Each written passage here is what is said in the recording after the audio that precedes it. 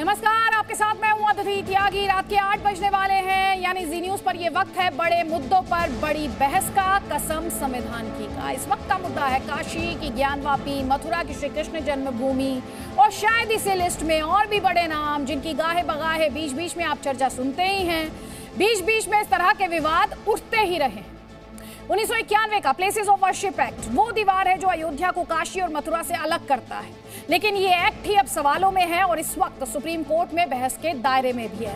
कई याचिकाएं हैं कि इस एक्ट को खत्म किया जाए या इसमें संशोधन किया जाए और काशी मथुरा पर वापस हिंदुओं के कब्जे के रास्ते को सुनिश्चित किया जाए। AIMIM चीफ असदुद्दीन ओवैसी ने इसी पर प्रधानमंत्री नरेंद्र मोदी को एक चिट्ठी लिखी है। प्रधानमंत्री से उन्होंने मांग की है कि वो इस एक्ट में किसी भी तरह के बदलाव को रोकें, इसे खत्म करने की साजिश को नाकाम करें। असदुद्दीन ओवैसी ने लिखा कि एक्ट में किसी तरह का बदलाव देश में हिंदू और मुस्लिमों में दरार पैदा करेगा, देश की धर्मनिरपेक्ष छवि को बिगाड़ेगा, देश फिर 92 के अयोध्या के बाद वाले दौर में चला जाएगा। 6 पॉइंट में बहुत कुछ लिखा है असदुद्दीन ओवैसी ने। इस मामले में हिंदू पक्ष की तरफ से ऐसे भी प्रस्ताव आए कि अगर काशी और मथुरा उन्हें दे दिया जाए तो वो और किसी मस्जिद पर या और किसी ढांचे पर अपना दावा नहीं करेंगे। हिंदू पक्ष के मुताबिक अयोध्या, काशी और मथुरा ये तीनों उसकी आस्था से जुड़े हैं और इन तीनों को ही कहीं पर रेप्लिकेट नहीं किया जा सकता है। लेकिन ओवैसी ने साफ कहा कि मुसलमान अब किसी की आस्था के लिए अपनी कोई और मस्जिद कुर्बान नहीं करेंगे। असदुद्दीन ओवैसी मोदी से वरदान चाहते हैं, अभयदान चाहते हैं कि वो 1991 के एक्ट को बदलने से रोकें। तो इस वक्त इस मुद्दे पर बड़ी बहस इसलिए है क्योंकि प्लेसेस ऑफ वर्शिप एक्ट 1991 पर सियासत हो रही है और ये लगातार हुई है ज्ञानवापी के समय से ही। ये बहस इसलिए भी जरूरी है क्योंकि असदुद्दीन ओवैसी ने इस एक्ट को बनाए रखने के लिए, इसमें किसी भी तरह के बदलाव को रोकने के लिए प्रधानमंत्री मोदी को चिट्ठी लिखी है। ये बहस जरूरी है क्योंकि असदुद्दीन ओवैसी ने कहा कि मुसलमान अब दूसरों की आस्था के लिए अपनी मस्जिद कुर्बान नहीं करेंगे। ये बहस इसलिए भी जरूरी है क्योंकि प्लेसेस ऑफ वर्शिप एक्ट हटाने को लेकर सुप्रीम कोर्ट में सुनवाई हो रही है। ये बहस इस लिहाज से भी अहम है क्योंकि कानून को अल्पसंख्यक वर्सेस बहुसंख्यक बनाने की साजिश भी इसमें देखी जा रही है। तो कई खास मेहमान हमारे साथ हैं, लेकिन उससे पहले एक रिपोर्ट। क्या किसी की आस्था मेरी आस्था से बढ़ के है? मस्जिद सिर्फ नमाज पढ़ने का जगह है और कुछ नहीं है।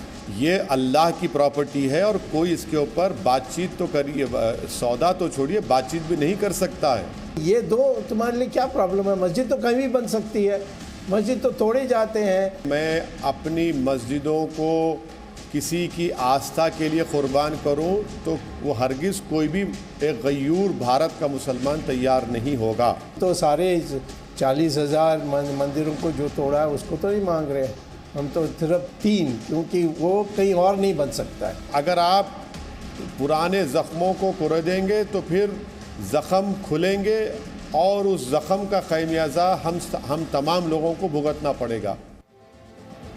तो असदुद्दीन ओवैसी की चिट्ठी प्रधानमंत्री नरेंद्र मोदी को। और असदुद्दीन ओवैसी जी, बड़ा सवाल यही है कि आपको इस एक्ट को लेकर ये चिट्ठी लिखने की जरूरत क्यों महसूस हुई और क्या है इस चिट्ठी में ऐसा? नहीं, बहैसियत एक मेंबर ऑफ पार्लियामेंट के सांसद के मेरी जिम्मेदारी है कि मैं प्रधानमंत्री को चिट्ठी लिखूं और मैंने प्रधानमंत्री को चिट्ठी लिखकर उनको याद दिलाया कि एक जो जनरल प्रिंसिपल होता है, ड्यूटी होती है एग्जीक्यूटिव की, वो पार्लियामेंट के लेजिस्लेशन को वो उसको प्रोटेक्ट करे। तो इसीलिए हमने कहा और साथ में हमने प्रधानमंत्री को अपनी चिट्ठी में इस बात का याद दिलाया कि भारत की जो डाइवर्सिटी है, प्लुरलिज्म है, उसकी हिफाजत होनी चाहिए।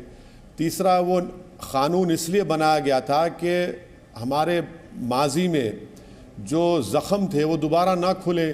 और चौथी उसमें अहम बात यह है कि हम कब तक हिस्टोरिकल गलतियों को सही करते जाएंगे। अब तो भारत एक आज़ाद देश है और उस आज़ाद देश में हमको अपने आज़ादी का जब अमृत उत्सव मना रहे हैं और आज़ादी के जो हमारे जो लीडर और मुजाहिदीन थे उनके ख्वाबों को पूरा करना, उनके ख्वाबों को पूरा करना इस तरीके से नहीं है कि ये ऐसा हुआ था 500 साल पहले, 700 साल पहले, हम उसको सही करेंगे। तो ये तो भारत को सही राह पर लेकर नहीं जा रहे हैं। इसलिए हम जो आज़ादी के हमारे वैल्यूज़ है, फ्रीडम स्ट्रगल के, उसको भी सामने रखकर हमने प्रधानमंत्री से अपील की और जो नॉन रेट्रोगेशन का प्रिंसिपल सुप्रीम कोर्ट ने कहा उसको फॉलो करने की ज़रूरत है।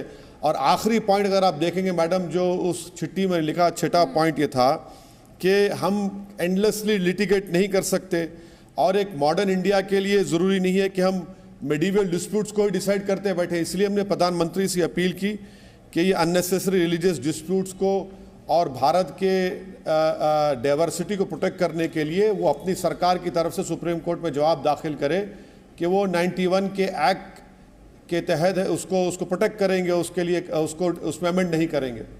तो आपने जब ये चिट्ठी लिखी तो सवाल ये उठेगा कि आपके मन में आशंका है कि worship act, places of worship act में बदलाव हो सकता है। आपको क्या डर लग रहा है कि सरकार इसे खत्म कर सकती है या इसमें अमेंडमेंट कर सकती है?